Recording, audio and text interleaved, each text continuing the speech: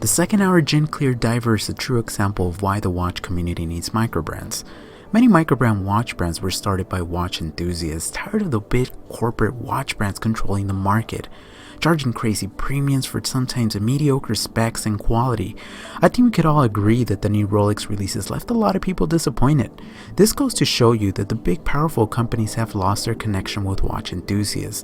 The most annoying thing of it all is that literally Rolex can change one small detail on a watch and the world goes absolutely crazy for it.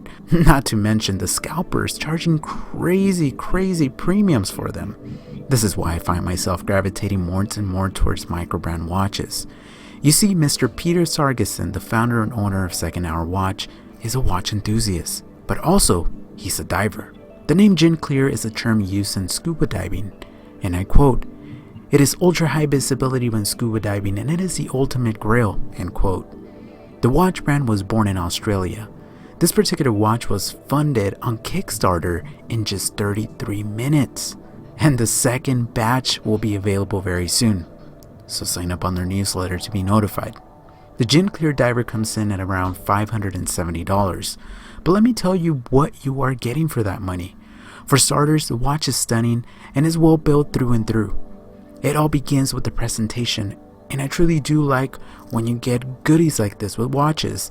They include this really nicely designed travel watch case that can accommodate 2 watches.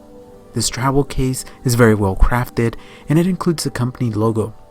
And I'm not sure if it will offer this in different colors, but this brown leather really feels and looks extremely nice.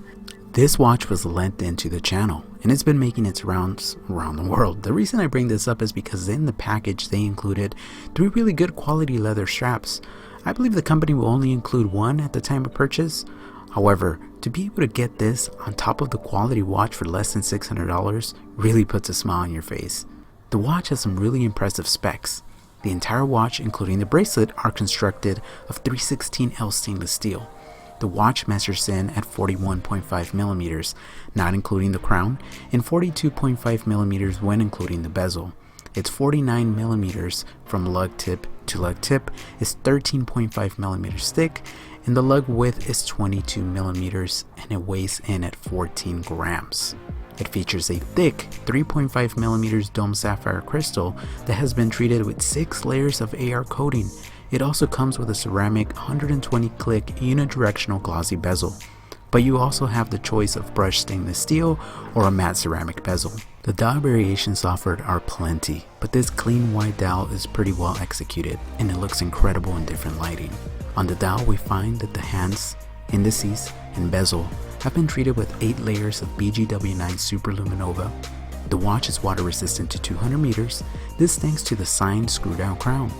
And of course, powering this watch is the automatic Sellita SW200 that has been regulated in 4 different positions.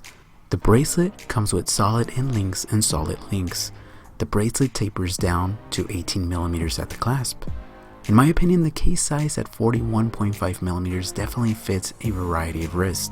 And this being a true dive watch, the bigger sizing makes for easy legibility while diving. The watch is very well constructed, and although this model features an all-brush case that makes it look a little more, should we say, tool watchy, the watch wears very comfortably and it makes it look great as an everyday watch. The dial is definitely striking and very well finished. There's a mix of round and semi-triangular applied indices that are filled with BGW9 and feature a polished edge. Most everything you see on the dial, from the logo, the name of the model, and other specifications, are all applied. The only printed portion is the outer seconds track. I particularly really like the splashes of red on the dial, courtesy of the water resistance indicator and the tip of the seconds hand. The hands have a break in between them for a more utilitarian look, and I really like the counterweight on the seconds hand that features our logo. The ceramic bezel is easy to grip and has no backplay. The 120 click unidirectional action is buttery smooth. The crown is located at the 3 o'clock and it features the company logo on it. With the extended crown guards, it's a little hard to grip, but the company will be exposing an additional portion of the crown for easy use. The screw down case back has a very nicely machined water tortoise, and around the edges it has some information about the watch.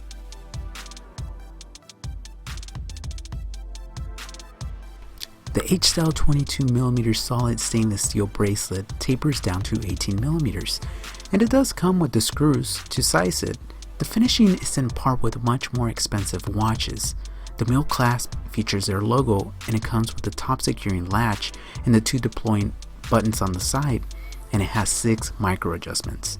The bracelet is all brushed on the top and in the bottom, but the sides are polished. After wearing it for several days, it really does feel very comfortable. I gotta hand it to these guys in the Lume department. They did not cheapen out, and you find Lume everywhere. On the bezel, indices, on the hour, minute, and second hand. And when your life literally depends on visibility, this is what you want in your watch.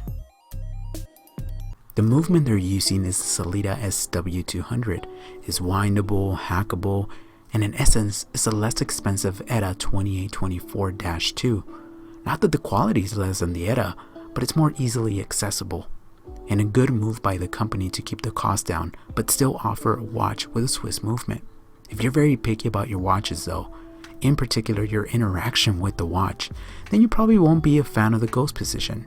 You see, this watch does not feature a date complication, but when you pull the crown out to the first position, you could feel and hear the quick date function of the movement, but of course, nothing happens on the dial.